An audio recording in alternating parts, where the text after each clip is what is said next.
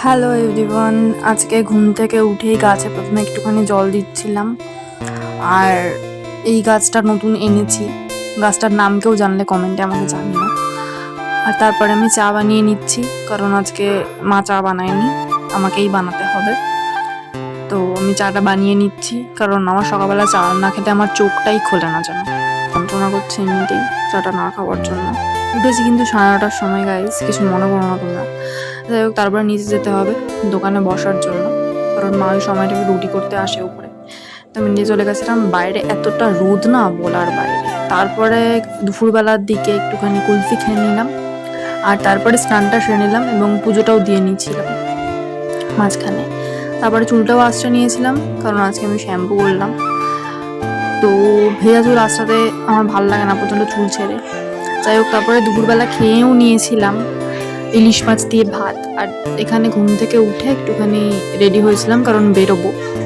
তো আমার সেই পুরনো ঘষা পিটা ড্রেস, সেটাই পরে নিলাম বেরোনোর জন্য।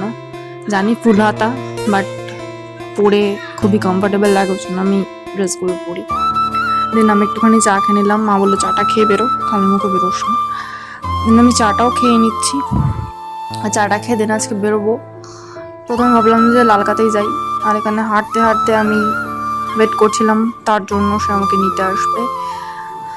একটুখানি এগিয়ে যাই আমি আমার বাড়ি থেকে, কারণ আজকে আমাদের রাস্তায় আবার পিচ হলো। যাই হোক, তারপর একটু লালকা দিয়ে গেলাম, দেখলাম বসার কোনো জায়গা নেই। তারপর ভাবলাম কোথায় যাওয়া যায়, যেতে যেতে সেই পাটুলির দিকে চলে গেলাম, যেখানে গিয়েও বসার জায়গা পেলাম না। ভাগ্যটা এতটাই খারাপ, কিছু করার নেই, সব লোকজন মনে হয় আজকেই এসছে। যাই হোক, তারপরে বেশিক্ষণ যেখানে না, একটুখানি হেঁটে ফেটে তারপরে ওখান থেকে আবার আমাদের গন্তব্যস্থলের দিকে রওনা হলাম। আর এখানে রাস্তায় মানে লোকে এত বসে বসে গল্প করে কোত্থেকে আমি জানি না, আমরাই বসার জায়গা পাই না। তারপরে এখানে আমরা বাড়ির দিকে রওনা হলাম, অ্যান্ড একটা বিরিয়ানিও নিয়ে এলাম, কারণ বাড়িতে কেউ নেই। তো আজকের ব্লগটা এখানেই শেষ করলাম, টাটা।